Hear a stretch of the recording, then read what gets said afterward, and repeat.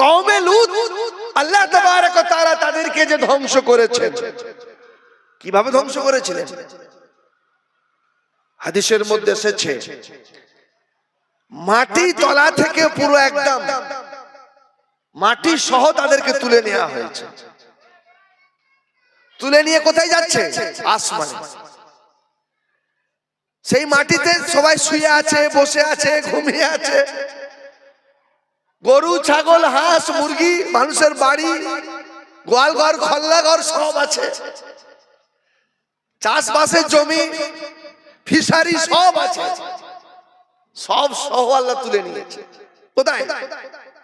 আসমানে। তুলে সেখান থেকে আসমান থেকে ফের আবার নিচে ফেলে দিয়েছে।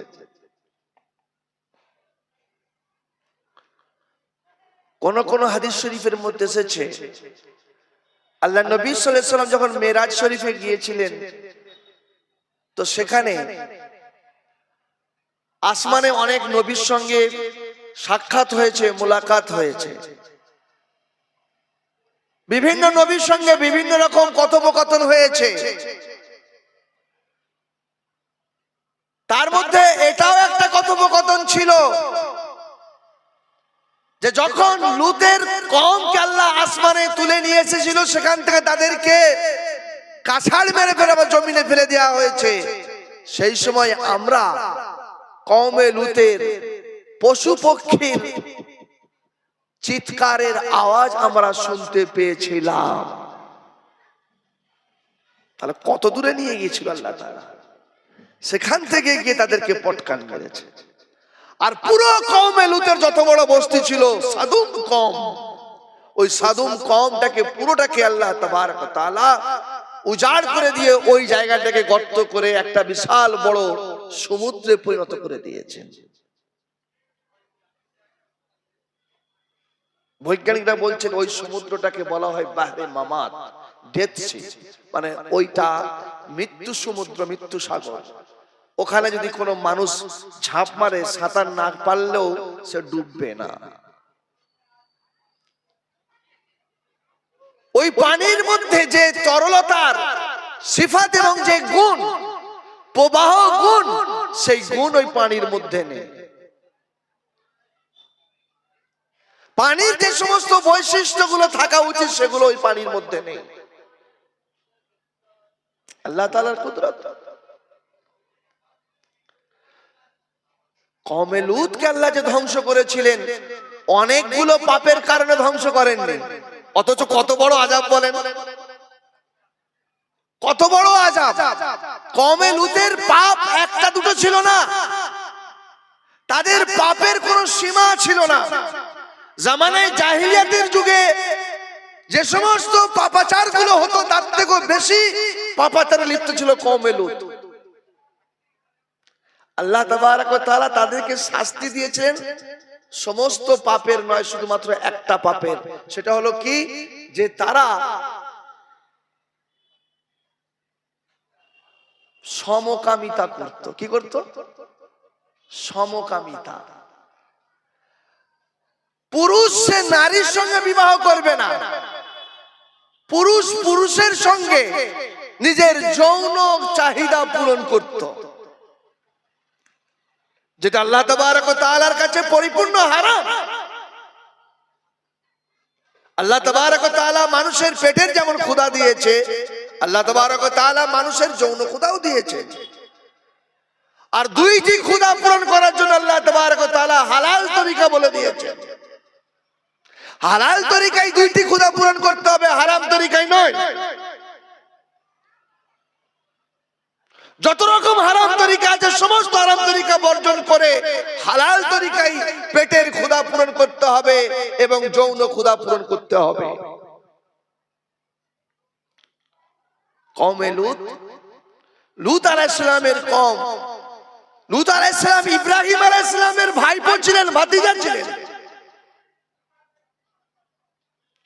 ইব্রাহিম আলাইহিস সালাম লূত আলাইহিস সালামকে লালন পালন করেছেন, নবুয়তের শিক্ষা আদর্শ তাকে দিয়েছিলেন।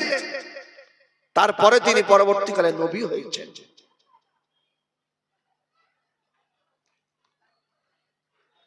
সেই লূত আলাইহিস সালামের কওম, তাদেরকে লূত আলাইহিস সালাম বারবার সাবধান করেছেন, মানা করেছেন, বারণ করেছেন যে তোমাদের যদি মনে হয় তোমাদের যৌন ক্ষুধা তোমরা পূরণ করবে, আমি নবী বলছি তোমাদের সঙ্গে আমি প্রতিশ্রুতি দিচ্ছি, আমার অনেকগুলো কন্যা সন্তান আছে, সবগুলো বিবাহের উপযুক্ত হয়ে গিয়েছে, তোমরা এসো, আমি তোমাদের সঙ্গে আমার মেয়েদের বিবাহ দেব,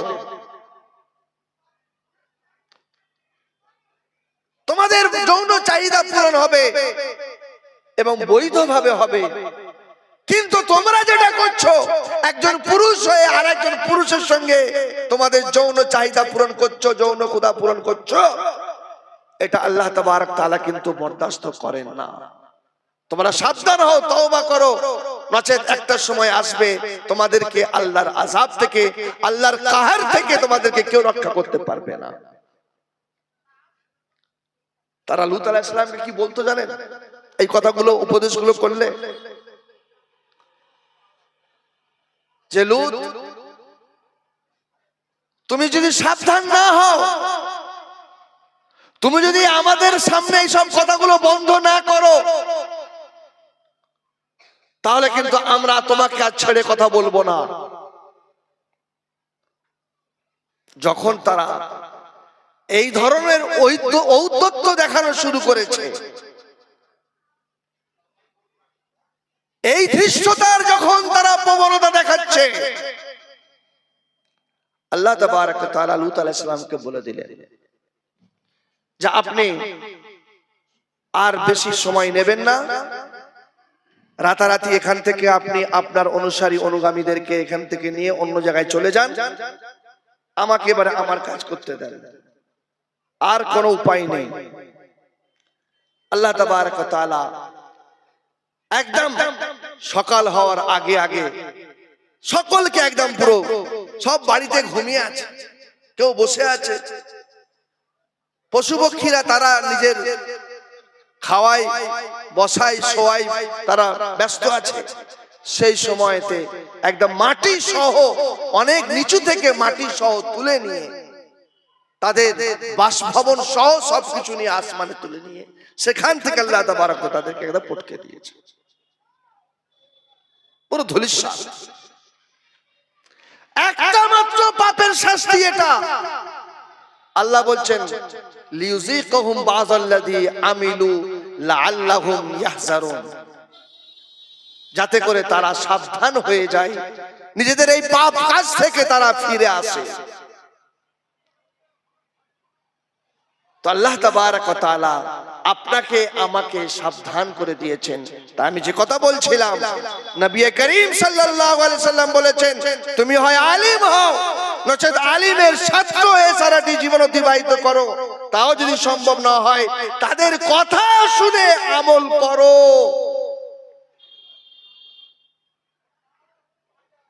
তাও যদি একদম না হয়, তাহলে আর কোনো অপশন আছে না? নেই। তাও যদি না হয়, আর কিছু অপশন আছে না? নেই। শেষ অপশন, এর পরে কিন্তু আর অপশন নেই। নবী বলছেন আও মুহিব্বান লাহুমা, আলিম এবং তালিবে ইলম, আলিমের যারা ছাত্র, তাদেরকে তোমরা ভালোবাসো, তাদেরকে ভালোবাসো, তাদেরকে শ্রদ্ধা স্নেহ করো, তাদের সুখ দুঃখ গুলোকে উপলব্ধি করো, কারণ তারা যে কাজ করছে সেই কাজ তুমি করতে পারো না। তুমি যে কাজ নিয়ে আছো ওই কাজই তোমার কাছে সারাটি জীবন তোমাকে ওই কাজ ব্যস্ত করে রেখে দিয়েছে, তুমি আর আলিম এবং তালিবে ইলমদের কাজ করতে পারবে না। অথচ তোমাকে সৃষ্টি করা হয়েছে আলিম এবং তালিবে ইলমদের কাজগুলো করার জন্যই, কিন্তু তুমি করছো না। কোরআন আপনাকে আমাকে শিখতে হবে না? কোরআন আপনাকে আমাকে শিখে অপরকে শেখাতে হবে না? এটা আল্লাহর হুকুম, এটা রাসূলের হুকুম। বাল্লিগু আন্নি ওয়ালাউ আয়া, যদি তোমরা আমার কাছ থেকে একটা আয়াত শিখে থাকো, এবং শিখতেও হবে, যতটা শিখেছো সেটা অপরকে শিখিয়ে দাও, অপরের কাছে পৌঁছে দাও। সে কোরআনের আয়াত হোক, কোরআনের অর্থ হোক, কোরআনের ব্যাখ্যা হোক, শরীয়তের বিধান হোক, সবকিছু ওই কোরআন এবং কোরআনের আয়াতের মধ্যেই সেগুলো এসে যায়। এই কাজটা তো আপনার আমার সবাইকে করার কথা ছিল। নিজেও কোরআন শিখতে হবে, দিন শিখতে হবে এবং অপরকে শেখাতে হবে। এটা তো আপনার আমার সকলেরই দায়িত্ব ছিল প্রথমে, কিন্তু আপনি আমি এই ব্যস্ততাটাকে গ্রহণ করতে পারিনি। তাহলে আপনাকে আমাকে ওই জন্য আল্লাহ তাবারক ওয়া তাআলা আরো দুটি অপশন দিয়েছেন। হয় তুমি আলিমদের কথা সারাটি জীবন শুনে আমল করো, যদি সেটাও না করতে পারো অন্তত তাদেরকে তোমরা ভক্তি করো, ভালোবাসো। নবী করিম সাল্লাল্লাহু আলাইহি সাল্লাম বলছেন, আন্নাসু মা মান আহাব্বা। হাশরের ময়দানে আল্লাহ তাবারক ওয়া তাআলা নবীদের জামাত আলাদা করবেন, শহীদদের জামাত আলাদা করবেন, ওলামাদের জামাত আলাদা করবেন, আর আম দিনদারদের জন্য আলাদা জামাত করবেন। তারপরে এই চার শ্রেণী ছাড়া, নবী, শহীদ, ওলামা, আম মুসলমান ছাড়া বাকি পঞ্চম শ্রেণী হবে যারা অমুসলমান, যারা হবে কাফের, মুশরিক, মুনাফিক, বেঈমান, তারা হবে একটা জায়গায়। পূর্বেকার নবীর উম্মতেরা যারা নবীর কথা মেনে নিয়েছে তারাও আম মুমিন মুসলমানের মধ্যে এসে যাবে। তাদের মধ্যে যারা ওলামা হয়েছেন তারা ওলামাদের মধ্যে এসে যাবেন। তাদের মধ্যে যারা শহীদ হয়েছেন তারা শহীদদের জামাতে এসে যাবেন। তাদের মধ্যে যারা সাধারণ তারা সাধারণের মধ্যে থাকবে, এবং সেই যুগে যারা ঈমান আনেনি তারাও কাফিরদের জামাতে থাকবে, আর আমাদের যুগেরও যারা ঈমান আনেনি তারাও একই সঙ্গে থাকবে। আল কুফরু মিল্লাতুন ওয়াহিদা। নবী বলছেন যত কুফরের ধর্ম আছে, যেই যুগেই হোক, যেই নবীর যুগেই হোক, যারা কুফরটাকে অবলম্বন করেছে, যারা তাওহীদকে, আল্লাহর একত্ববাদকে যারা বিশ্বাস করেনি, যারা সেই যুগের নবীর নবুয়ত ও রিসালাতকে বিশ্বাস করেনি, তারা সকলেই কুফরের মধ্যে গণ্য হবে। তাদের সকলকে আল্লাহ তাবারক ওয়া তাআলা একটা জায়গায় রাখবেন, সে যেই নবীর যুগেরই লোক হোক না কেন। আল কুফরু মিল্লাতুন ওয়াহিদা, দুনিয়াতেও এবং আখিরাতেও। তো আল্লাহ তাবারক ওয়া তাআলা আপনাকে আমাকে প্রথম যেটা নির্দেশ করেছিলেন যে তুমি আগে প্রথমে আলিম হও, যদি সেটা না হতে পারো আলিমের থেকে সারা জীবন ইলম অর্জন করতে থাকো, যদি সেটাও না করতে পারো তো এবারে সহজ সহজ অপশন দিয়েছেন যে তাদের কথা শুনে আমল করো। আর যদি সেটাও না পারো আরো সহজ একদম দিয়ে দিয়েছে, কি করো, কি করো বলে জি, তাদেরকে ভালোবাসো, তাদেরকে ভক্তি করো, তাদের সুখে দুঃখে তাদের পাশে দাঁড়াও, তাদের অনুকূল প্রতিকূল পরিস্থিতিগুলোকে উপলব্ধি করো। এটাই হবে তাদের সঙ্গে ভক্তি ভালোবাসার পরিচয়। তাহলে মুখে বলে দিলাম আমি আলেম ওলামাদের খুব ভালোবাসি, আমি তালিম ইলমদের খুব ভালোবাসি বাবু, কিন্তু আলেম ওলামারা তারা মাদ্রাসায় কি খাচ্ছে, তালিম ইলমরা কি খাচ্ছে, কেমন আছে, কেমন পড়ছে, কোনো খোঁজ নিলাম না। তাহলে তো এই রকম কথা আর আমল এক, কথা এক, এ তো ফের আবার অন্য একটা দিকে ইঙ্গিত করে দেয়। মুখে কথা এক আর দিলে আর একটা পরিস্থিতি, আমলে আর একটা পরিস্থিতি। যদি সব ভিন্ন ভিন্ন হয় এ তো আলাদা একটা দিকে ইঙ্গিত করে দেয়। নিশ্চয়ই আপনারা বুদ্ধিমান মানুষ বুঝতেই পারছেন, যাদের অন্তর, যাদের জবান, যাদের আমলের মধ্যে কোনো মিল থাকে না, তাদেরকে নবী সাল্লাল্লাহু আলাইহি ওয়াসাল্লাম কি বলে আখ্যায়িত করেছেন বলেন? খুব সাবধান। উলামা এবং তালাবাদের বিষয়ে রাসূল করিম সাল্লাল্লাহু আলাইহি সাল্লাম যে সমস্ত ফাজাইল গুলো বর্ণনা করেছেন, যদি আপনি আমি মুসলমান হয়ে থাকি, যদি আপনার আমার মধ্যে আল্লাহর ভয় থাকে, যদি আপনার আমার মধ্যে নবীর মহব্বত থাকে, ভালোবাসা থাকে, আপনার আমার মধ্যে যদি নবীর অনুরাগ থাকে, তাহলে এই জবানকে আগে আপনাকে আমাকে সাবধান করতে হবে, এই জবানকে সংযত করতে হবে। তাহলে তা না হলে রাসূল করিম সাল্লাল্লাহু আলাইহি ওয়াসাল্লাম বলছেন, ইন্নামা আকরামার রাজুলা ওয়া আশআমাহু মা বাইনা রিজলাইহি ওয়া মা বাইনা ফাকযাইহি। মানুষকে সম্মানিত করে, নচেত মানুষকে অসম্মানিত করে পৃথিবীর অন্য কোন তার শত্রু নয়, তার নিজের শরীরের মধ্যে দুটি তার শত্রু আছে। ওই দুটি শত্রু যদি তার বন্ধু হয়, তাহলে সে বন্ধু হয়ে তাকে সম্মানিত করবে, আর ওই দুইটি শত্রু হয়ে থাকে তাহলে কিন্তু তাকে সবসময় অসম্মান করে দেবে। ওই দুটিকে বন্ধু বানিয়ে রাখো, যদি শত্রু বানিয়ে ফেলো তাহলে কিন্তু ওই দুইটি শত্রু তোমাকে সর্বত্রই অপদস্থ, অপমানিত, লাঞ্ছিত করবে, এমনকি তোমাকে মৃত্যুদণ্ড দিতেও কুণ্ঠিত বোধ করবে না। সেই দুইটি অঙ্গ কি? রাসূল করিম সাল্লাল্লাহু আলাইহি ওয়াসাল্লাম বলছেন, মা বাইনা লিহিয়াইহি ওয়া মা বাইনা ফাখিজাইহি। এক নম্বর, তার এই দুটি চোয়ালের মাঝখানে যে অঙ্গটা আছে অর্থাৎ তার জবান, আর দ্বিতীয় যে তার দুটি রানের মাঝখানে যে অঙ্গটা থাকে, সে পুরুষ হোক আর নারী হোক, যেই হোক, অর্থাৎ তাদের লজ্জাস্থান। এই দুইটি অঙ্গ যদি কেউ সঠিকভাবে এর উপর নিয়ন্ত্রণ করতে পারে তাহলে জেনে রাখবে ওই ব্যক্তি সম্মানিত। আর যদি এই দুটি অঙ্গকে কেউ নিয়ন্ত্রণে না রাখতে পারে তাহলে মনে করতে হবে যে ওই ব্যক্তি অসম্মানিত হবেই হবে, হয় আজ না হলে কাল, হয় সকলের সামনে না হলে কিছু লোকের সামনেও তাকে অপমান অপদস্থ হতেই হবে। এই জবানকে আমরা কন্ট্রোল করি, জবানকে নিয়ন্ত্রণ করি। রাসূল করিম সাল্লাল্লাহু আলাইহি ওয়াসাল্লাম যখন আপনাকে আমাকে বলে দিয়েছেন, ইন্নাল মালাইকাতা লাতাযাউ আজনিহাতাহুম রিজাল লিতালিবিল ইলম, আল্লাহর সম্মানিত ফেরেশতারা তারা কুণ্ঠিত বোধ করে না যখন কোন তালিবে ইলমকে দেখে, তাদের জন্য ফেরেশতারা নিজেদের এই রহমতের ডানাকে বিছিয়ে দেয়। আপনি আমি কে? আপনি আমি কে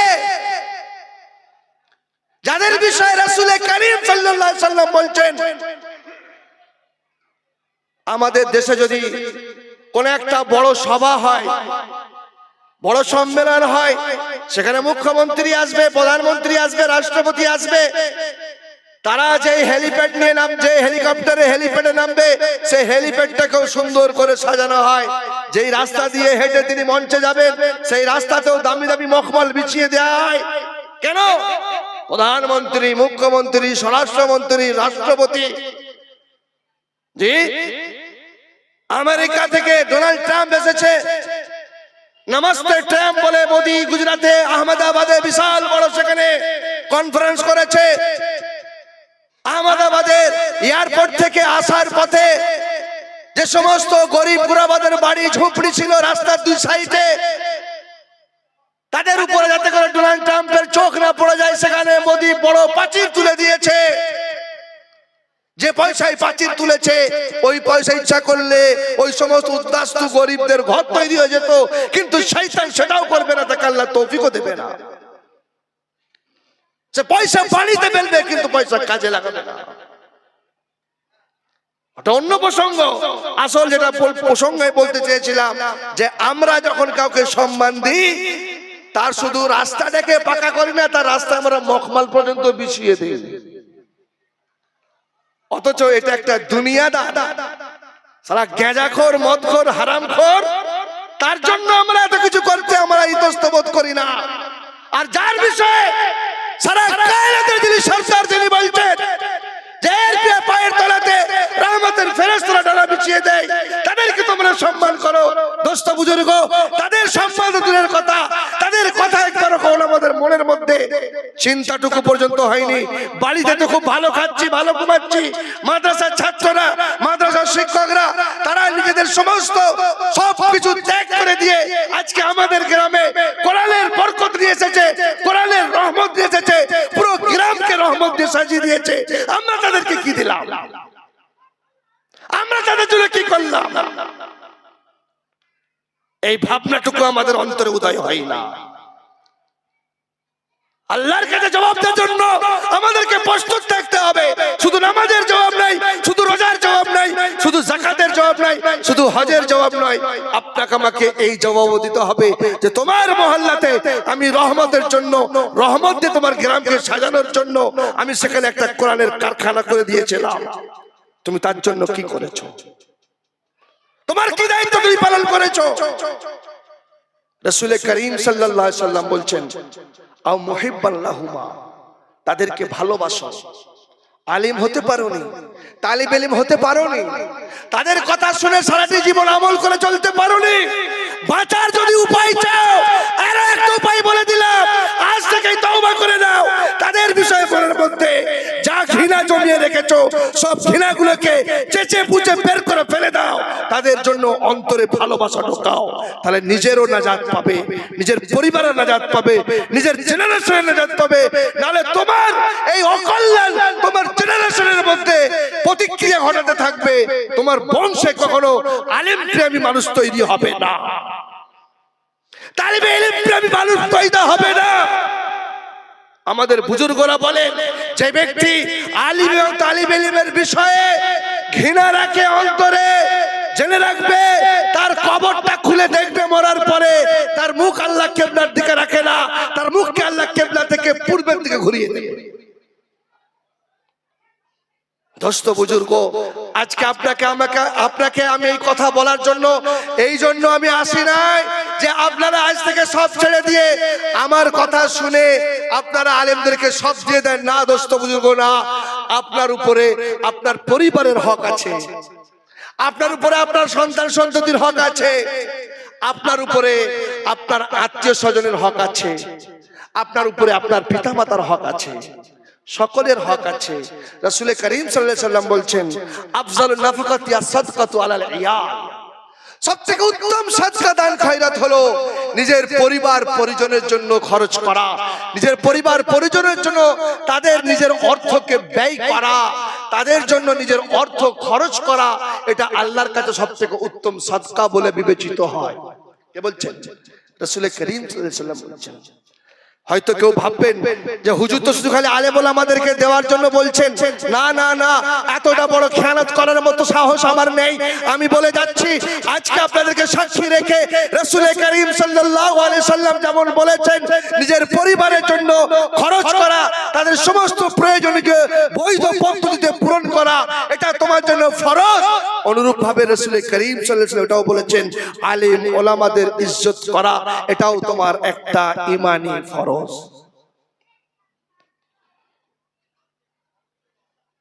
না হলে তুমি কোথায় থেকে পাবে ঈমান? তোমাকে কে শেখাবে ঈমান কি জিনিস? তোমাকে কে শেখাবে ইসলাম কি জিনিস? তোমাকে কে শেখাবে কোরআন কি জিনিস? তোমাকে কে শেখাবে দ্বীন কি জিনিস? তোমাকে কে শেখাবে আবু বকর কি জিনিস? তোমাকে কে শেখাবে ওমর উসমান আলী কি জিনিস? তোমাকে কে শেখাবে মা ফাতেমা মা আয়েশা কি জিনিস? মা খাদিজা কি জিনিস? কে শেখাবে? যদি ওলামা না থাকে, তালেবা না থাকে, মাদ্রাসা না থাকে, দোস্ত বুজুর্গ, বড় ব্যথা বেদনার সঙ্গে বলতে বাধ্য হচ্ছে, আমার সমাজ আমার জাতি যদি এই কথা বুঝে নেয় যে আমরা আমার রসুলের কথা মেনে চলবো, রসুল যে কথা বলেছেন সেই কথার বাইরে যাব না, এই জাতির উপরে কখনো কেউ কখনো কোনো ভাবেই প্রভাব বিস্তার করতে পারে না। যদি তাই হতো তাহলে 313 জন বিনা অস্ত্রে শস্ত্রে গিয়ে হাজার হাজারকে ধুল চাটিয়ে দিয়েছে, তাদেরকে হত্যা করেছে, তাদেরকে কুয়ায় ফেলে দাফন করে দিয়েছে। যুগের বড় বড় পালোয়ানকে সেখানে একটা পুরো মাটিতে চিৎ করে দিয়েছে। কাদের মতো লোক? যারা হাওয়ায় দুলতো, রোগা পিচকা মানুষ, খাওয়ার ঠিক নেই, পড়ার ঠিক নেই, আসাবে সুফাই পড়ে থাকতো। কেউ কিছু সাদকার মাল দিলে তবে খেত, না তাদের খাওয়ার কোনো উপায় ছিল। সেই সব ব্যক্তি বেলাল খুঁজে বেড়াচ্ছে উমাইয়া ইবনে খালফকে, বেলাল খুঁজে বেড়াচ্ছে উমাইয়া ইবনে খালফকে। আফরার ছেলেরা খুঁজে বেড়াচ্ছে মুআজ ও মুআওয়া দুটো বাচ্চা বাচ্চা ছেলে খুঁজে বেড়াচ্ছে কাকে? আবু জাহেলকে। হ্যাঁ, কিছুই ছিল না। কিসের শক্তি? ঈমানের শক্তি। যে শক্তি তারা রাসূলের সংস্পর্শে থেকে, রাসূলের সোহবতে থেকে, রাসূলের সান্নিধ্যে থেকে, রাসূলের পরশ থেকে তারা সেগুলোকে লাভ করেছিলেন। রাসূল চলে গিয়েছেন, তাহলে কি সেই মর্যাদাও সব ব্যান করে দেওয়া হয়েছে? আরে নবুয়ত তো ব্যান করা হয়েছে, নবুয়তের পরে যে সমস্ত মর্যাদা সেগুলো তো ব্যান করা হয়নি, সেগুলো তো ব্যান করা হয়নি। আপনি আমি যদি মনে করি যেই মর্যাদা আবু বকর আল্লাহ তাবারক ওয়া তাআলার কাছ থেকে পেয়েছেন, সেই মর্যাদা আমরা হয়তো কেউ পাবো না। আবু বকর হচ্ছেন সমস্ত কায়নাতের মধ্যে রাসূল করিম সাল্লাল্লাহু আলাইহি ওয়াসাল্লামের পরে সবথেকে শ্রেষ্ঠ, আল্লাহর কাছে সবথেকে বেশি আদুরে তিনি হচ্ছেন আবু বকর। তিনি হচ্ছে আবু বকর, তার থেকে বড় আদুরে আল্লাহর কাছে আর কেউ নেই। এটা নবী বলে দিয়েছেন, খোলাফায়ে রাশিদিনের কথা নবী বলে দিয়েছেন, সাহাবায়ে কিরামের যে মর্যাদা আল্লাহ নবী বলে দিয়েছেন। কিন্তু নবী এই কথা বলেননি যে তোমরা কেউ আবু বকরের মতো আমলকারী হতে পারবে না, সম্ভব নয়, এটা কিন্তু বলেন, এটা বলেন।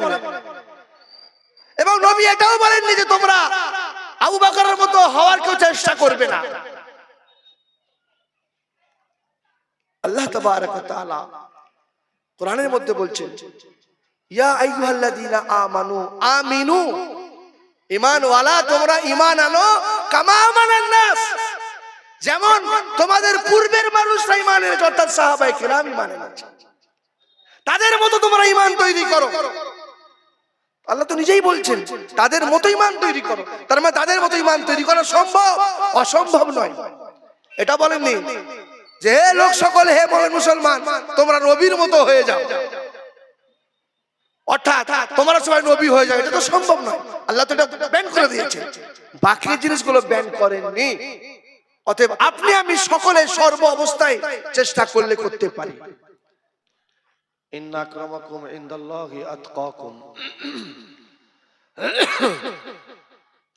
তোমাদের মধ্যে আল্লাহ তাআলা বলছেন, তোমাদের মধ্যে আল্লাহ তাআলার কাছে সর্বাধিক সম্মানিত এবং সবথেকে বেশি মর্যাদাবান সেই ব্যক্তি যে আল্লাহকে সকলের থেকে বেশি ভয় করে,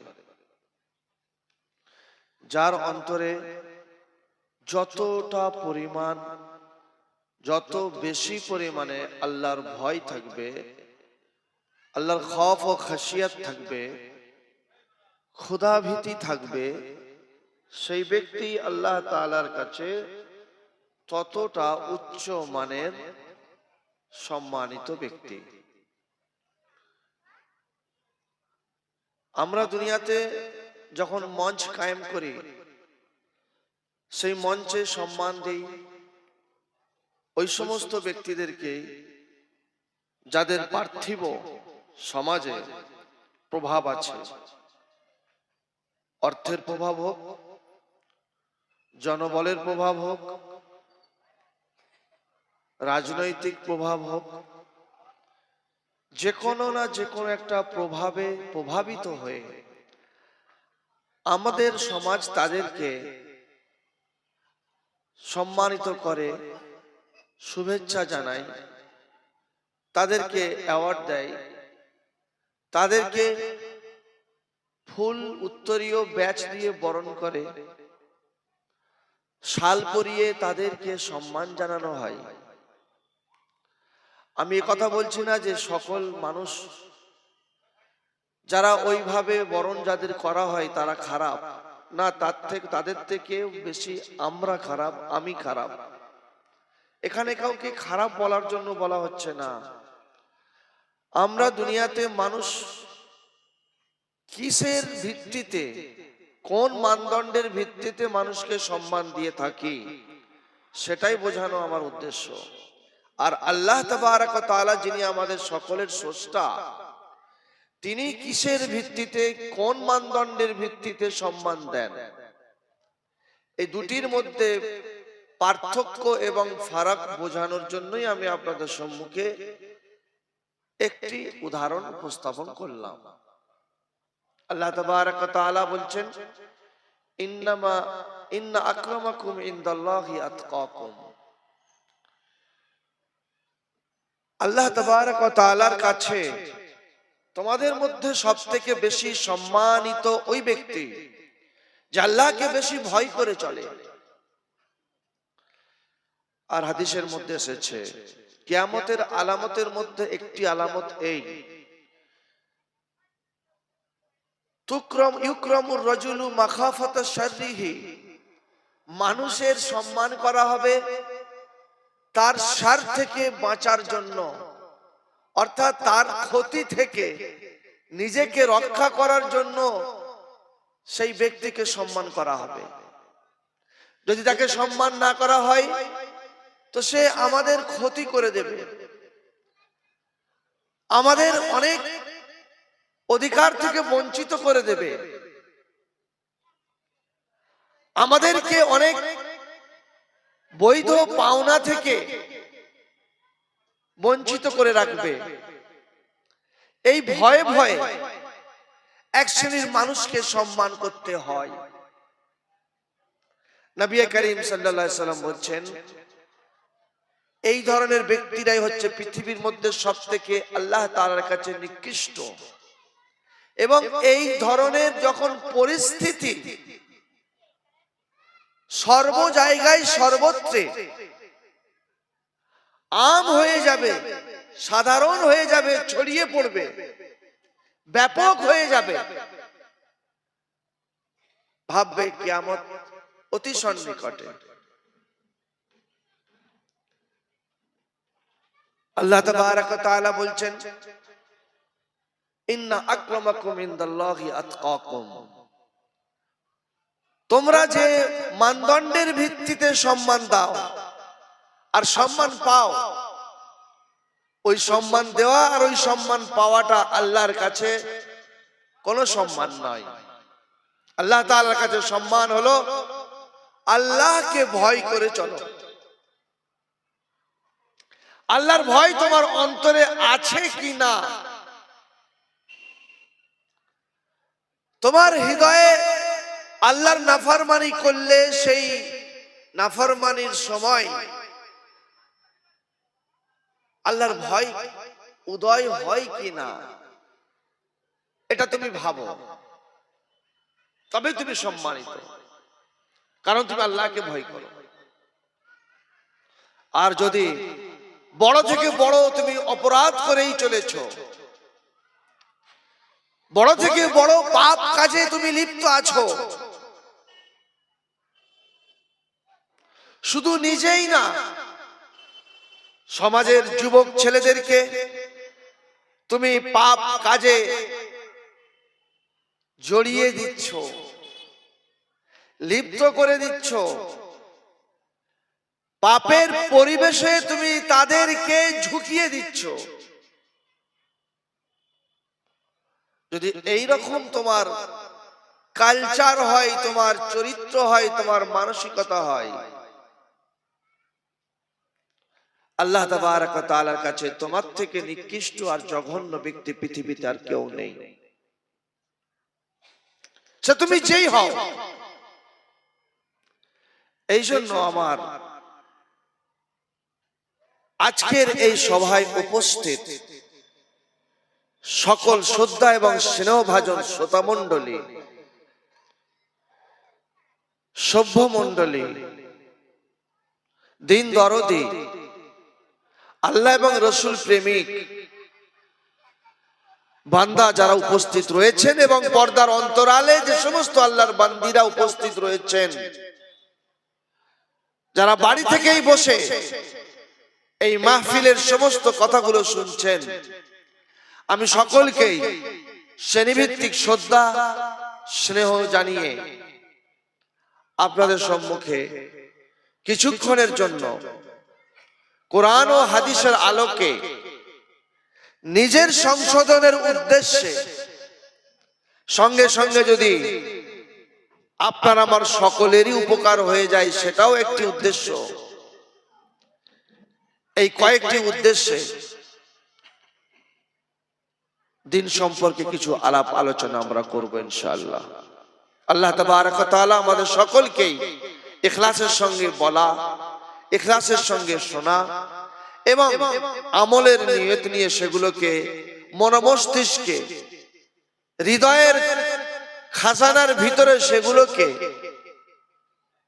সুরক্ষিত করার তৌফিক দান করেন। বলুন আল্লাহুম্মা আমিন। বিসমিল্লাহির রহমানির রহিম। আলহামদুলিল্লাহ আলহামদুলিল্লাহি নাহমাদুহু ওয়া নাস্তাঈনুহু ওয়া নাস্তাগফিরুহু ওয়া নু'মিনু বিহি ওয়া নাতাওয়াক্কালু আলাইহি ওয়া নাউযু বিল্লাহি মিন শুরুরি আনফুসিনা ওয়া মিন সাইয়্যাতি আ'মালিনা। মান ইয়াহদিহিল্লাহু ফালা মুযিল্লা লাহু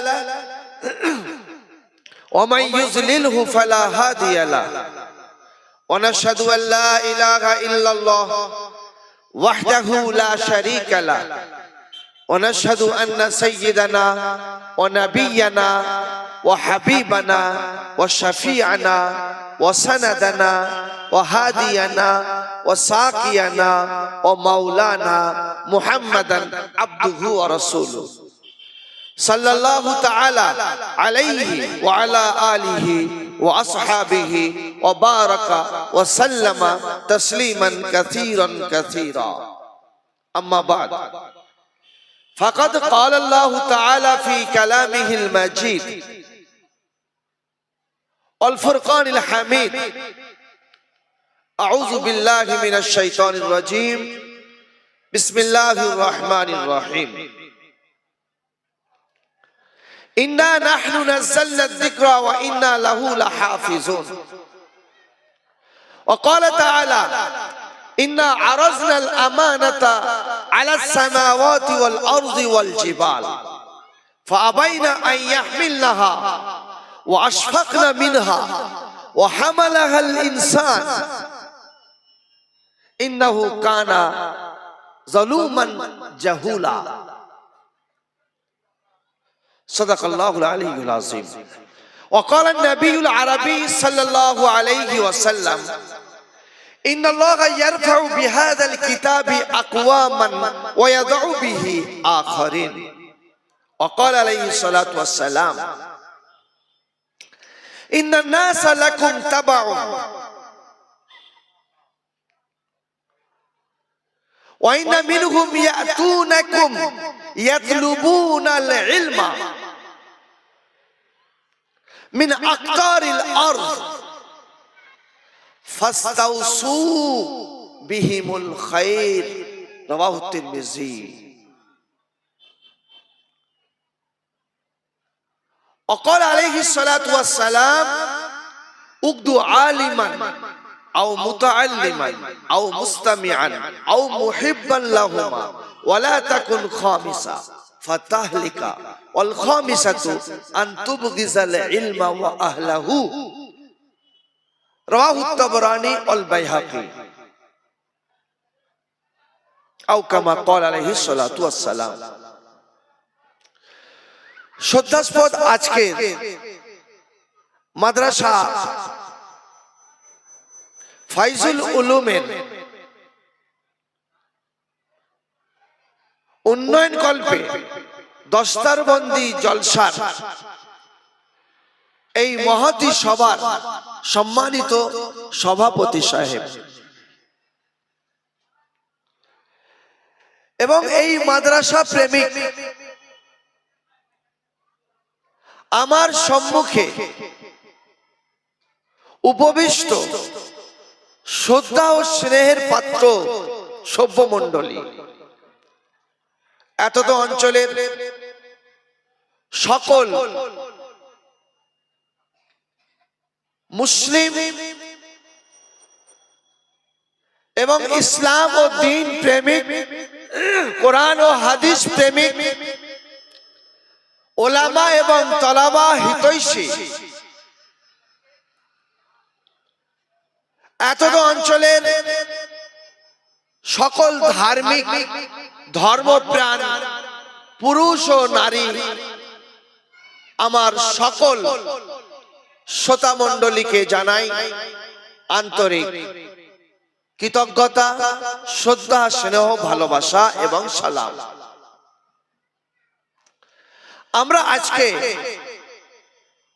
যে মাদ্রাসা দস্তরবন্দি জলসায় উপস্থিত হতে পেরেছি, সর্বপ্রথম আগে আমরা আমাদের মনে মনে এই ভাবনাটা উদয় করি,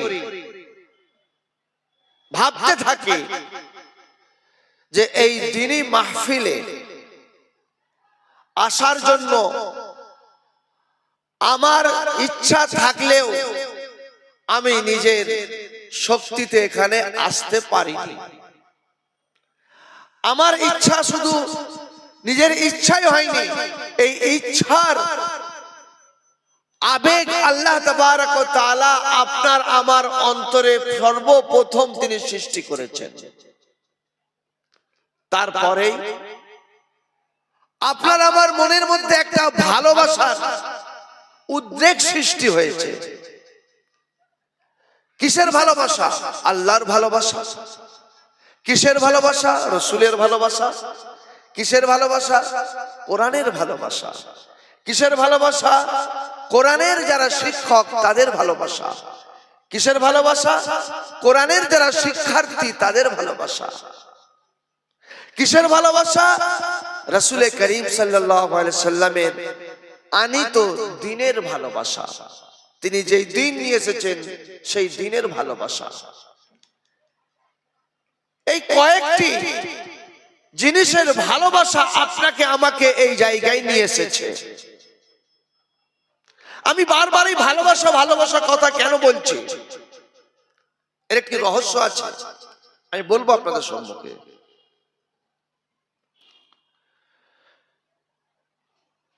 রাসূল করিম সাল্লাল্লাহু আলাইহি সাল্লাম বলছেন, পৃথিবীতে যত মানুষ আছে, যেই দেশেরই হোক, যেই ভাষার হোক, যেই কালচারেরই হোক, যেই সভ্যতা সংস্কৃতির হোক, যদি সে মুসলমান হয় তাকে চার শ্রেণীর মানুষের মধ্যে হতে কোনো এক শ্রেণীর মধ্যে অন্তর্ভুক্ত হতে হবে। অর্থাৎ আল্লাহ তাবারক ওয়া তাআলা তিনি চান যে পৃথিবীর সমস্ত ধর্মপ্রাণ মুসলমান তারা চার শ্রেণীর মধ্যে থাকবে। হয় প্রথম শ্রেণীর মধ্যে থাকবে, নচেৎ দ্বিতীয় শ্রেণীর মধ্যে থাকবে, নচেৎ তৃতীয় শ্রেণীর মধ্যে থাকবে, নচেৎ চতুর্থ শ্রেণীর মধ্যে থাকবে, পঞ্চম শ্রেণী হওয়া যাবে না। পঞ্চম শ্রেণী কারা? যারা এই প্রথম চারটি শ্রেণীর পরিপন্থী হবে, বিপক্ষে হবে।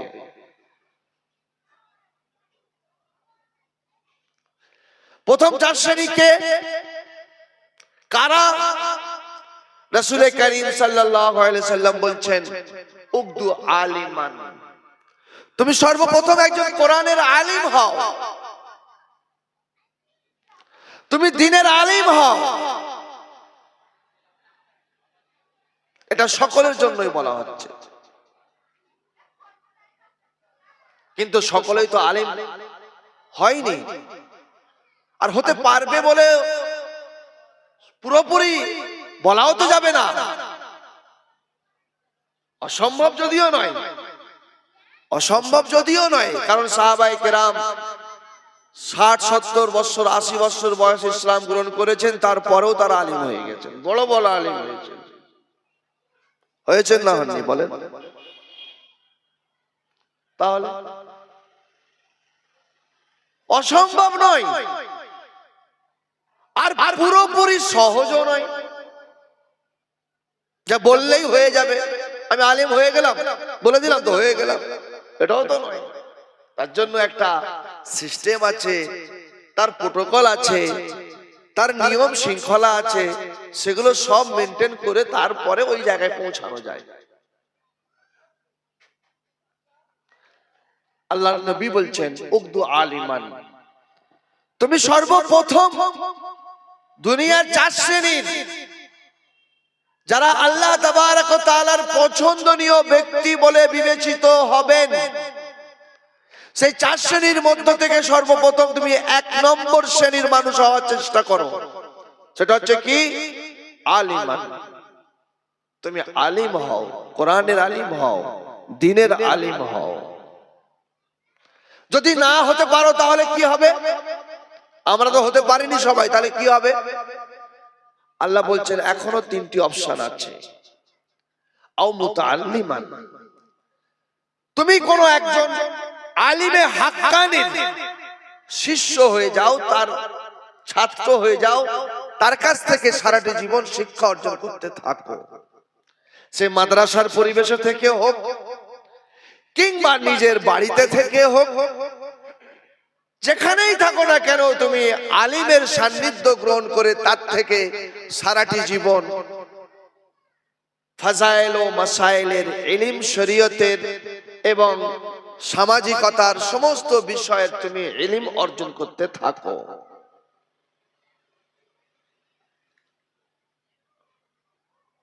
যদি সেটা না হয় তাহলে কি হবে? সবাই তো পারি না।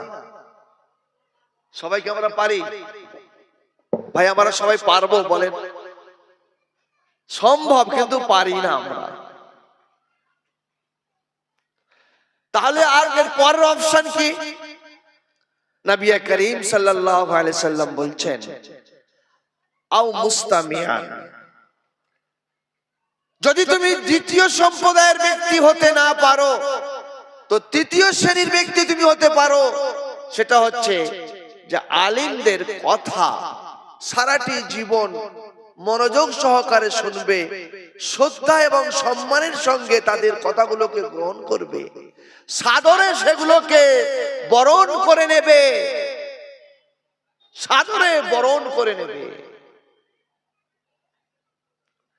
এবং তাদের কথাগুলোকে শুনে নিজের এই পার্থিব জীবনটাকে সুন্দর করে তোমরা গঠন করবে।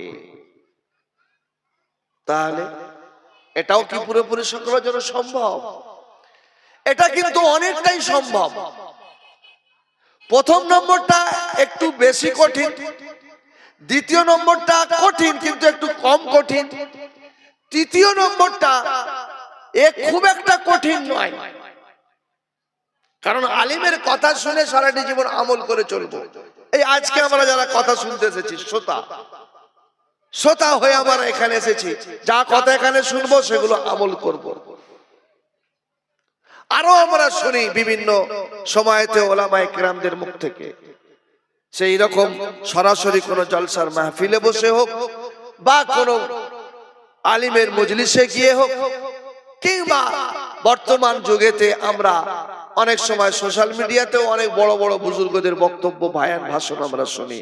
সেটা থেকেও যদি হয়ে থাকে, যদি কোনো লাভ হয় তাতেও হতে পারে।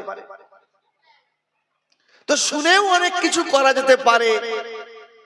যারা আলিমে দ্বীন, যারা হাক্কানি আলিম, তাদের কথা শুনে যদি আমরা আমল করতে পারি তাতেও আমরা আল্লাহ তাবারক ওয়া তাআলার ওই 4টি পছন্দনীয় যে 4 শ্রেণী তার বান্দা ও বান্দি, তার মধ্যে আমরা অন্তর্ভুক্ত হতে পারবো।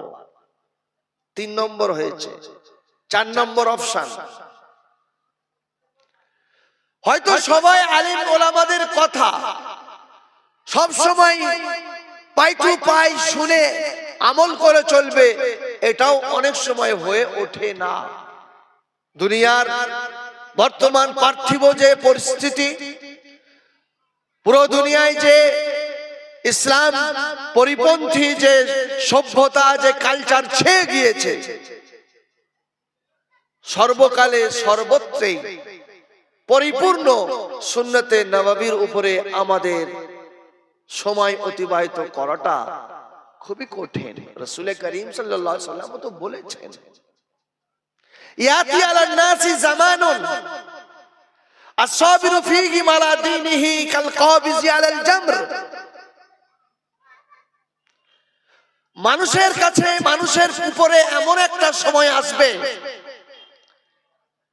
যেই সময়তে দিনদার শ্রেণীর মানুষদের জন্য দিনদারির উপরে টিকে থাকা, অটল থাকা, অনড় থাকা, কায়েম থাকা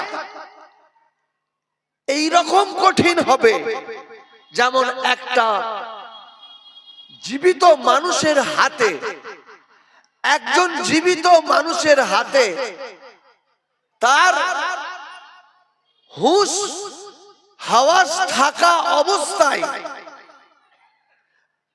যদি একটা আগুনের জ্বলন্ত টুকরো তার হাতে দিয়ে দেওয়া হয়,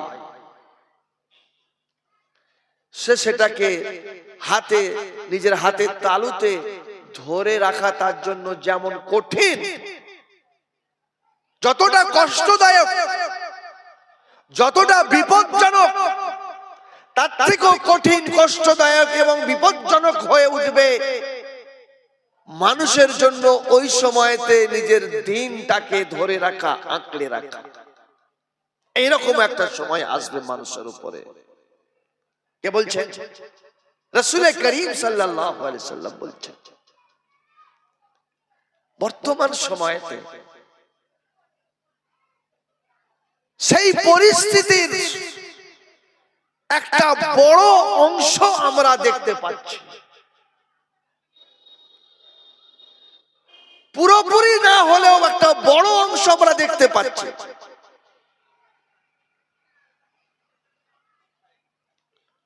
বিভিন্ন দিক থেকে আমরা নিজেরাই চিন্তা ভাবনা করি, ব্যবসা বাণিজ্যের দিক থেকে, রাজনৈতিক দিক থেকে, প্রশাসনিক দিক থেকে, সামাজিক দিক থেকে, পারিবারিক দিক থেকে, ধার্মিক বিষয়ে, সমস্ত বিষয়ে আমরা কিন্তু কঠিন পরিস্থিতির মধ্য থেকে আমাদের সময় অতিবাহিত করছি। সমস্ত বিষয় কিন্তু আমরা খুব ভাবছি না, আর কেউ একজন দুজন ভেবেও কিছু হবে না। যাদের মধ্যে ভাবনা আছে তাদের এই ভাবনা অপরের মধ্যে শেয়ার করতে হবে, তার প্রতিক্রিয়া ঘটাতে হবে। এটা আল্লাহর হুকুম। মান রা মিনকুম মুনকারান ফালিগাইয়িরহু বিয়াদিহি ফাইন লাম ইস্তাতি ফাবিলিসানিহি ফাইন লাম ইস্তাতি ফাবিকলবিহি ওয়া যালিকা আযাফুল ঈমান। যখন তোমরা কখনো তোমাদের সামনে কোনো অন্যায় কাজ হতে দেখবে, শক্তি থাকলে হাত দিয়ে দমন করো।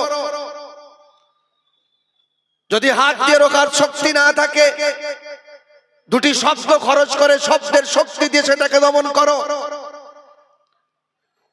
যদি তোমার বাচন শক্তি না থাকে, তাহলে তোমাকে শেষ তোমার জন্য সুযোগ হলো অন্তর থেকে তোমাকে ওই অন্যায় কাজকে ঘৃণা করতে হবে এবং তার সাথে সাথে এই দৃঢ় সংকল্প রাখতে হবে অন্তরের মধ্যে, আল্লাহ তাবারক ওয়া তাআলা আমাকে যখনই শক্তি দেবেন, হাত দিয়ে রোখার আমি হাত দিয়ে রুখবো, মুখ দিয়ে রোখার মুখ দিয়ে রুখবো, আমি অবশ্যই এর জন্য আমি রোখার প্রস্তুতি নেব। এই সংকল্পটুকু অন্তরে অন্তত থাকতেই হবে।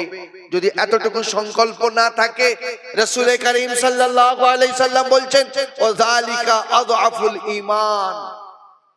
ভেবে নেবে, এই যে শুধু অন্তরে তোমাকে একটা অপশন দেয়া হলো ওটাকে ঘৃণা করার জন্য আর এই সংকল্প রাখার জন্য, এই অপশনটা তোমাকে দেয়া হয়েছে এই জন্য যে তোমার ঈমান সবথেকে দুর্বল। তোমার ঈমান সবথেকে দুর্বল জায়গায় রয়েছে। তোমার ঈমান মজবুত নয়, শক্তিশালী নয়, তোমার ঈমান দুর্বল। আর যদি এতটুকু তুমি ঈমান নিয়ে না বেঁচে থাকতে পারো, এই দুর্বল ইমানটুকুকে যদি নিয়ে না বাঁচতে পারো, তাহলে ভেবে রাখবে এমন একটা সময় আসবে যে তোমার এই দুর্বল ইমানটাও তোমার অন্তর থেকে বেরিয়ে যাবে। তাহলে তুমি শুধু নামকে ওয়াস্তে মুসলমান রয়ে যাবে, আল্লাহর খাতায় কিন্তু তুমি আর মুসলমান থাকছো না।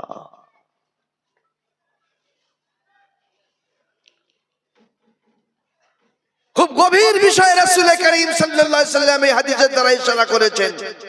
তিনি বলেননি যে তুমি তখন কাফের হয়ে যাবে, বেঈমান হয়ে যাবে। তিনি বলছেন তুমি খুব দুর্বল ঈমান নিয়ে বেঁচে আছো। তৃতীয় পরিস্থিতি নিয়ে যদি তুমি থাকো যে মনে মনে ওটাকে তুমি ঘৃণা করছো এবং তুমি দৃঢ় সংকল্প রাখছো, কিন্তু তুমি প্রথম দুটি কাজ করতে পারোনি, তবুও তোমাকে জেনে রাখতে হবে তুমি কিন্তু ঈমানের শক্তিশালী স্তরে তুমি নেই, তুমি একদম দুর্বল স্তরে রয়েছো।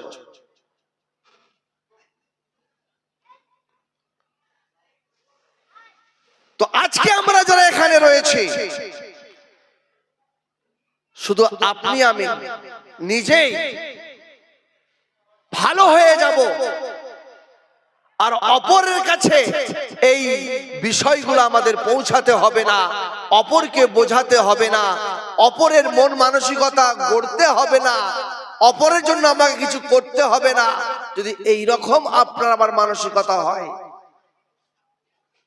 আমরা কিন্তু তখন কোরআনের এই বিষয়ে বিধান আছে দুটি, একটির উপরে আমল হবে, অপরটির উপর আমল হবে না।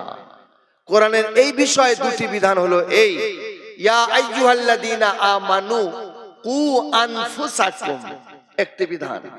দ্বিতীয় অপর বিধানটি হলো ওয়া আহলিকুম নারা।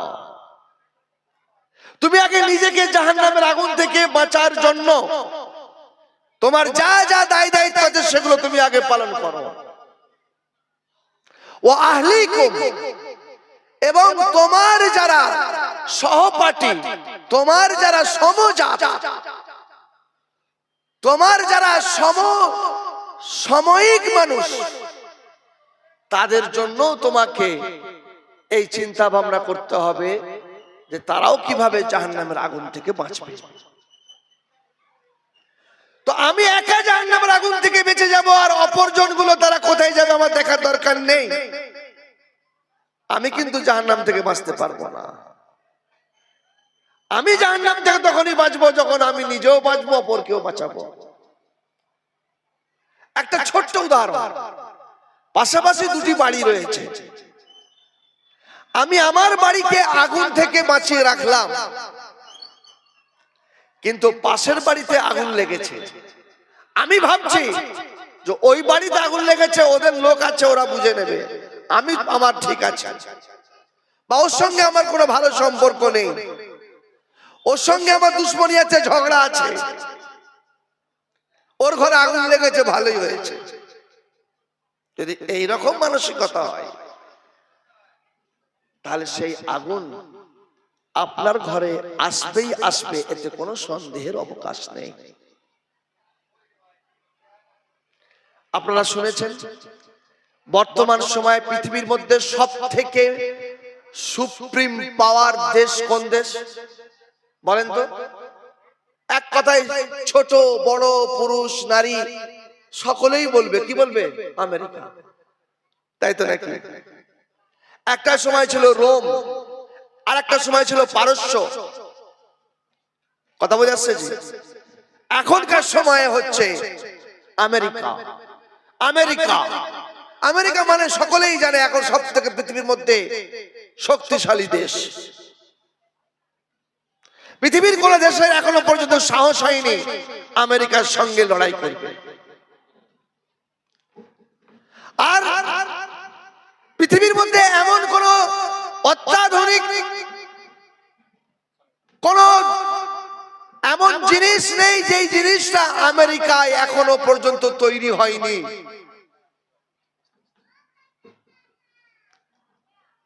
যদিও বা কখনো অন্য কোন দেশ আগে কোন অত্যাধুনিক জিনিস আবিষ্কার করে ফেলে থাকে, তার দেশে লঞ্চ হওয়ার আগে সেটা কিন্তু আমেরিকায় লঞ্চ হবে।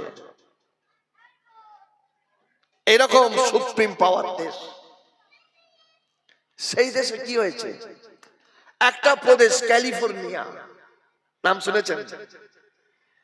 ক্যালিফোর্নিয়া, ক্যালিফোর্নিয়া হচ্ছে কাদের, ওটা কাদের থাকার স্থান? পৃথিবীর মধ্যে সব থেকে যারা নোংরামিতে ফার্স্ট ক্লাস, ফার্স্ট,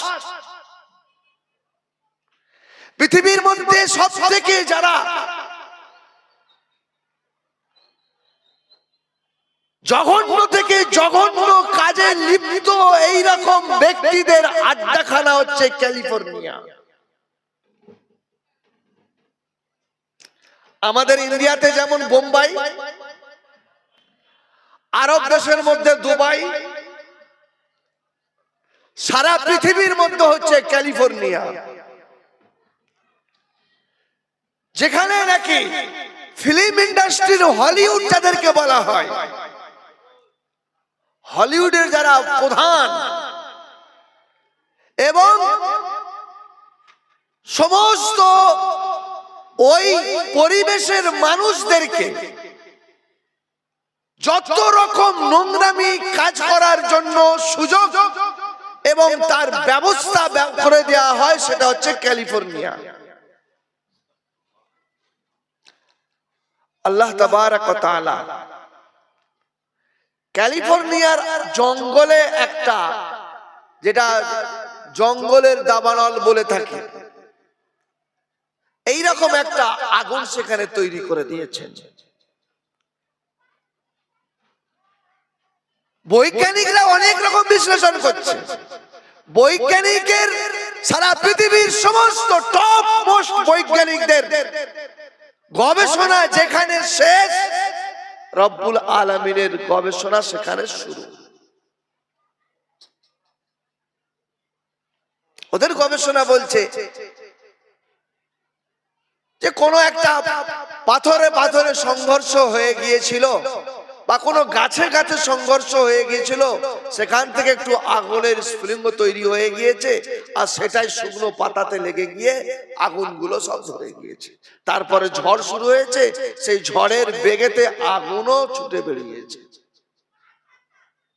এসব তাদের গবেষণা। আল্লাহ তো কোরআনে এইসব কথার অনেক আগেই খণ্ডন করে দিয়েছে। এ তো তাদের মুখের কথা, ওরা ওদের মুখের কথা বলছে বলে ওদের নিজেদের মনের স্বাদ মেটাচ্ছে। বাস্তবে তো তা নয়। বাস্তবে আল্লাহ রাব্বুল আলামিন তাদেরকে সাবধান করছেন, সতর্ক করছেন।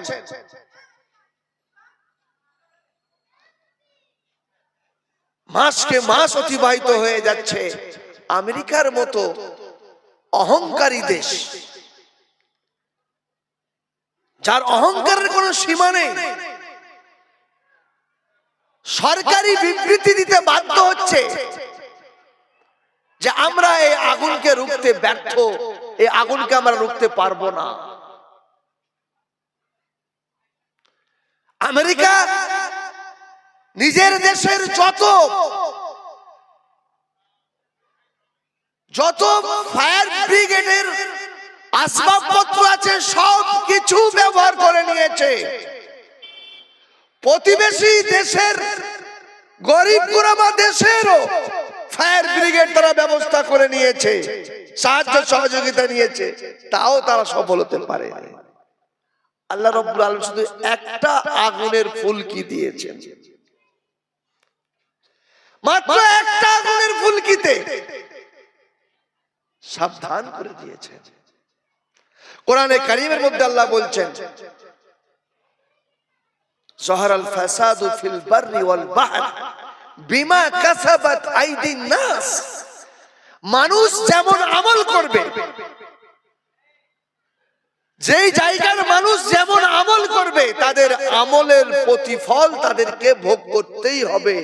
তবে আল্লাহ বলছেন লিউযিকাহুম বাযাল্লাযী আমিলু, তারা যে সমস্ত অপরাধগুলো করে রেখেছে, সমস্ত অপরাধের শাস্তি এটা নয়, যে একটা আগুনের ফুলকি দিয়েছে মানে সমস্ত গোনাহ সমস্ত পাপের শাস্তি হয়ে গেল তা নয়। এটা তাদের সামান্য কিছু বদ আমলের এটা তাদের শাস্তি। তাদের বড় একটা পরিমাণের পাপ রয়েছে যার শাস্তি তাদেরকে এখনো দেয়া হয়নি। এই সামান্য কয়েকটি পাপের শাস্তি দিতেই যদি তারা কাত হয়ে যায়, তাহলে সমস্ত পাপের যদি শাস্তি দেওয়া হতো থাকতো কেউ। তাই আমি আপনাদের সম্মুখে আরো একটি হাদিস পরিবেশন করেছি। রাসূল করিম সাল্লাল্লাহু আলাইহি ওয়াসাল্লাম বলছেন, খায়রুকুম মান তাআল্লামাল কুরআনা ওয়া আল্লামা। তোমাদের মধ্যে সবথেকে শ্রেষ্ঠ ওই ব্যক্তি যে কোরআন শেখে এবং কোরআন শেখায়। কোরআন শেখে এবং কোরআন শেখায়, অর্থাৎ কোরআনের শিক্ষক এবং কোরআনের শিক্ষার্থী, এই দুইজন ব্যক্তির থেকে পৃথিবীতে আর উত্তম ব্যক্তি কেউ হতে পারে না। আমরা যারা এখানে বসে রয়েছি, আপনাকে আমাকে সকলকে কোরআন শিখতে হবে এবং কোরআন শেখাটা কঠিন নয়। আল্লাহ বলছেন, ওয়ালাকাদ ইয়াসসারনাল কুরআনা লিযিকর ফাহাল মিন মুদ্দাকির। আমি তো কোরআনকে উপদেশ গ্রহণ করার জন্য সহজ করে দিয়েছি। আমার ওই সমস্ত বান্দা কারা যারা উপদেশ গ্রহণ করতে চায়, তারা কেন কোরআন শিখছে না? আল্লাহ তো কোরআনকে সহজ করে দিয়েছেন। আরো একটি হাদিস তিরমিজি শরীফের হাদিস আপনাদের সম্মুখে পরিবেশন করেছি। রাসূল করিম সাল্লাল্লাহু আলাইহি ওয়াসাল্লাম বলছেন,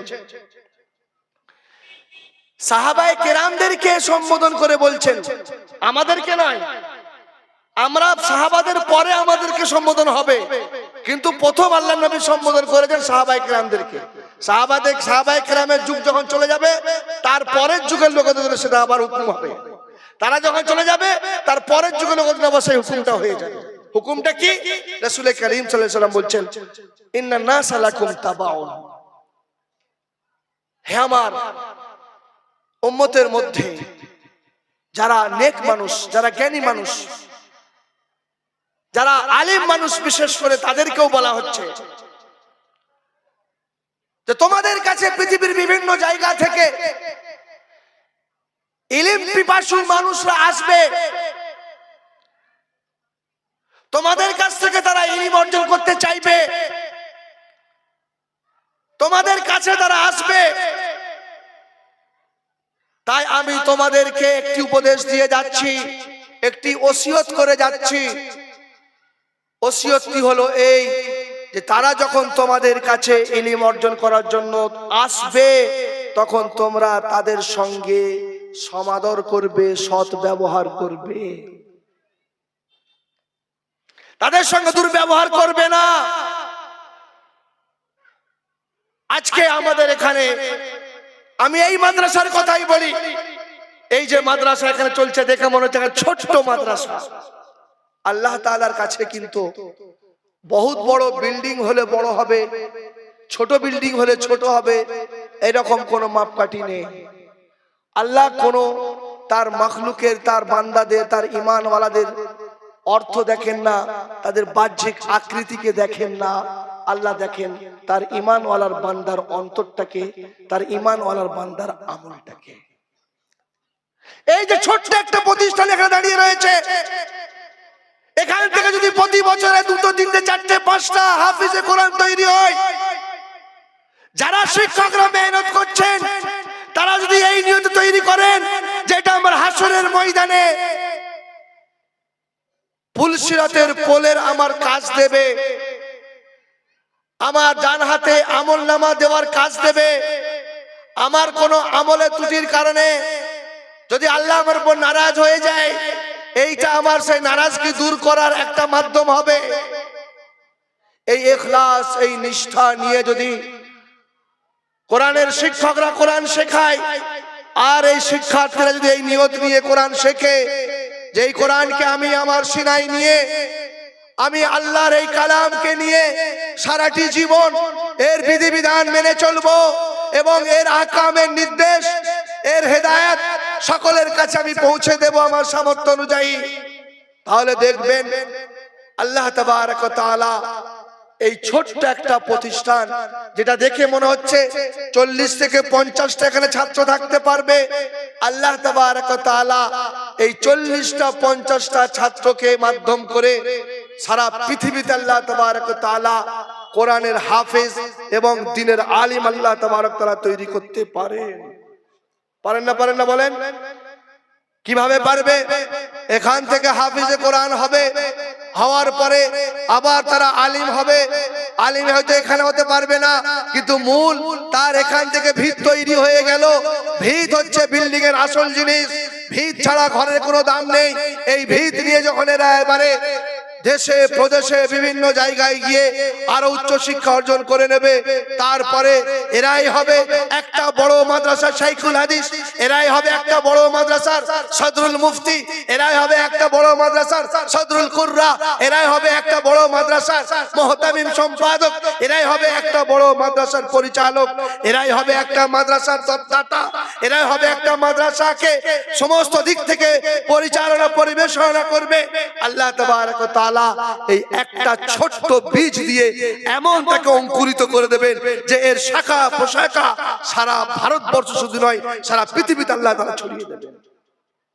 শাজারাতুন তাইয়্যিবাতুন আসলুহা সাবিতুন ফারউহা ফিস সামা।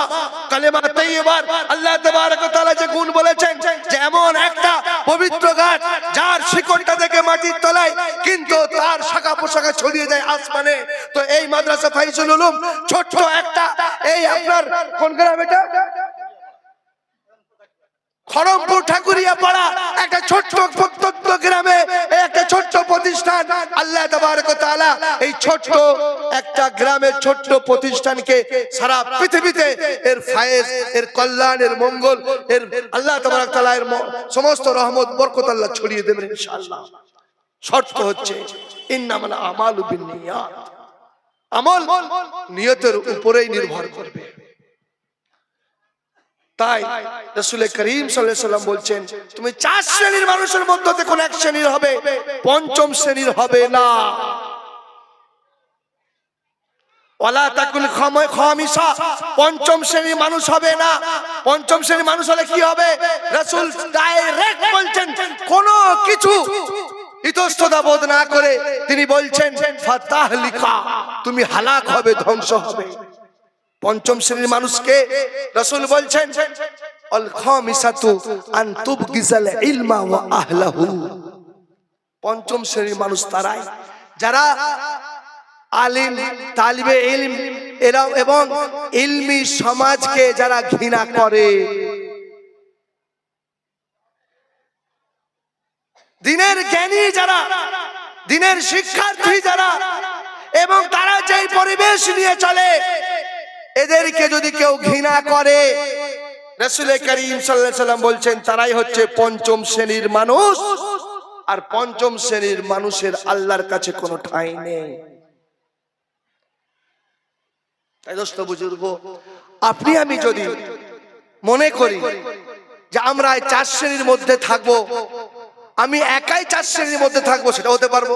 আমি আলিমও হয়ে যাব, আমি আলিম হওয়ার পরও আমার থেকে বড় আলিমের কাছ থেকে ইলম অর্জন করতে থাকবো, আমি আমার থেকে বড় আলিমদের কথা মেনে আমল শুনে আমল করে চলবো, এবং তার সঙ্গে সঙ্গে আমি আলিম এবং তালিবে ইলমকেও ভালোবাসবো।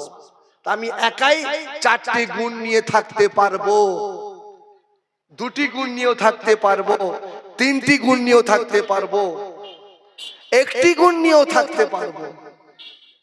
যদি এই 4 শ্রেণীর মধ্যে কোনো একটি শ্রেণীর মধ্যে যদি না থাকতে পারি, তার মানে আপনি আমি পঞ্চম শ্রেণীতে চলে গেলাম, অটোমেটিক পঞ্চম শ্রেণীতে চলে যাব। রাসূল বলছেন একদম কোনো সংকোচ না করে, কোনো মানে চাপা চুপি না করে, পরিষ্কার ডাইরেক্ট বলছেন আল খামিসাতু আন তুবগিজাল ইলমা ওয়া আহলাহু। তুমি ধ্বংস এই জন্যই হবে, তুমি ইলম এবং তালিবে ইলম এবং তাদের সমাজকে, তাদের পরিবেশকে তুমি ঘৃণা করো, তাদের সঙ্গে তুমি শত্রুতা মনের মধ্যে পোষণ করো, হিংসা পোষণ করো। অতএব তোমাকে ধ্বংস থেকে কেউ বাঁচাতে পারবে না। কে বলছেন এই কথাটা? আমি বললাম বানিয়ে, আমি আলিম বলে বানিয়ে বলে দিলাম? হাসরের ময়দানে আল্লাহ তাবারক ওয়া তাআলা ওই সমস্ত ব্যক্তির জবানগুলোকে জাহান্নামের আগুনের কাঁচি দিয়ে কাটবেন যারা আল্লাহ এবং রসুলের নাম নিয়ে মিথ্যা বানিয়ে কথা বলে। আল্লাহ আমাদের সকলকে হেফাজত করুন, বলুন আমিন। তাই দোস্ত বুজুর্গ, খুব সাবধান থেকে, সতর্ক থেকে আপনাকে আমাকে জবান সংযত হয়ে, জবানকে নিয়ন্ত্রণ রেখে আমাদেরকে ব্যবহার করতে হবে। আজকে এই শিক্ষা প্রতিষ্ঠান আমরা এখানে এসেছি, আল্লাহ আমাদেরকে নিয়ে এসেছেন, আল্লাহর অশেষ মেহেরবানি, আমরা ভালোবাসি, আল্লাহ আমাদের অন্তরে ভালোবাসা দিয়েছেন বলে আমরা এসেছি, বলে আলহামদুলিল্লাহ। আমরা 4 শ্রেণীর মধ্যে অন্তত একটা শ্রেণী অন্তত হতে পারলাম, বাকি 4টেই গুণ আমরা অর্জন করতে পারবো ইনশাআল্লাহ চেষ্টা করলে। প্রতিদিন শিখতে থাকবো, যেটা শিখবো সেটা কাউকে শিখিয়ে দেব, এবং ওলামাদের কথা শুনে আমল করব, ওলামা তালাবাদের ভালোবাসবো ইনশাআল্লাহ।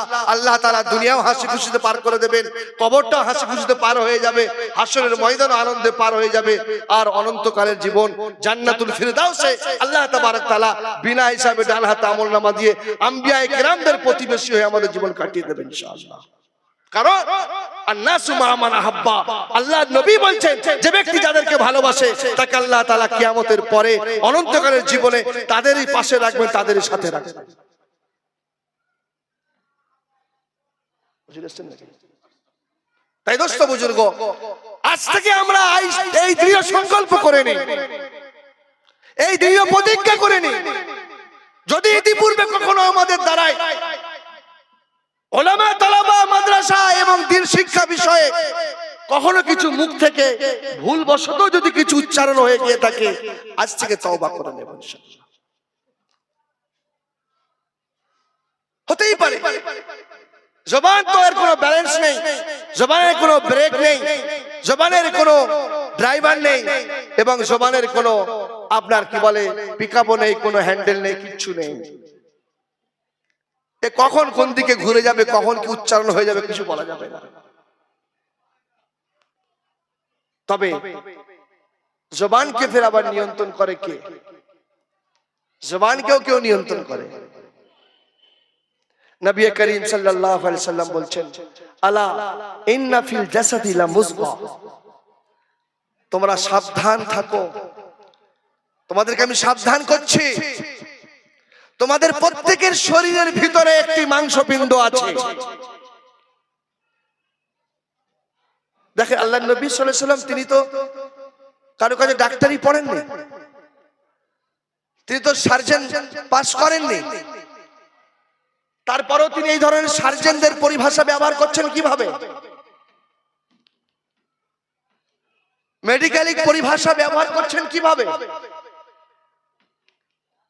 তিনি বলছেন ইন্না ফিল জাসাদি লা মুযগা, তোমাদের প্রত্যেকের শরীরের দেহের ভিতরে একটি মাংসপিণ্ড আছে, মানে একটা গোশতের আকার আছে,